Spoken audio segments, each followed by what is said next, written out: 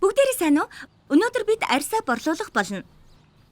Нэгдүгээр дүрэн бол арьсаа жигд борлуулахын тулд 15 минут тутамд эргэх хэрэгтэй. Аливаа Жим, арьсаа борлуулах хамгийн тохиромжтой цагийг алдлаа шүү дээ. Яасан? Сүүлд нь харамсснаас анханасаа хамгаалсан дээр үстэй. Хоёр хүн бэлгийн харилцаанд орохоор шийдсэн. Гэхдээ жирэмслэхийг хүсэхгүй байгаа бол хамгийн зөв сонголт нь жирэмслэлтээ сэргийлэх арга хэрэгсэл ашиглах явдал юм. Жирэмслэлтээс сэргийлэх богино хугацааны хэд хэдэн арга бий.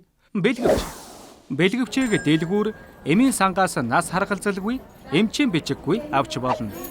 Бэлгэвч нь бүрийн шингэнийг нөгөө хүний биед орохоос хамгаалдаг. Энэ нь жирэмслэлтээ сэргийлэх арга хэрэгслүүд дотор бэлгийн замаар дамжих халдвар авах эрсдлийг бууруулдаг цорын ганц төрөл юм. Бэлгэвчийг хавьтал үйлдэхийн өмнө хөвчөрсөн шодоод угалж хэрэглэнэ. Нэг бэлгэвчийг нэг л удаагийн хавьталд ашиглана. Энэ бол богино хугацааны сэргийлэх арга хэрэгслийн нэг хэлбэр. Жирэмслэлтээ сэргийлэх эмийг эмчийн бичигтэйгээр эмийн сангаас эсвэл гэр бүл төлөвлөлт нөхөн уржгийн эмнэлгүүдээс авч болно. Жирэмслэлтээс найдвартай сэргийлэхийн тулд эмээ өдөр бүр тогтмол 1 цагт ууж хэрэглэх ёстой. Наалт нь жирэмслэлтээ сэргийлэх үр дүнтэй арга хэрэгслийн нэг бөгөөд эмчийн бичгээр авах боломжтой. Бэлгэвчийг жирэмслэлтээ сэргийлэх бусад аргатай хослуулан хэрэглэх нь жирэмслэлт ба бэлгийн замаар дамжих халдвараас давхар сэргийлэх үр дүнтэй арга юм.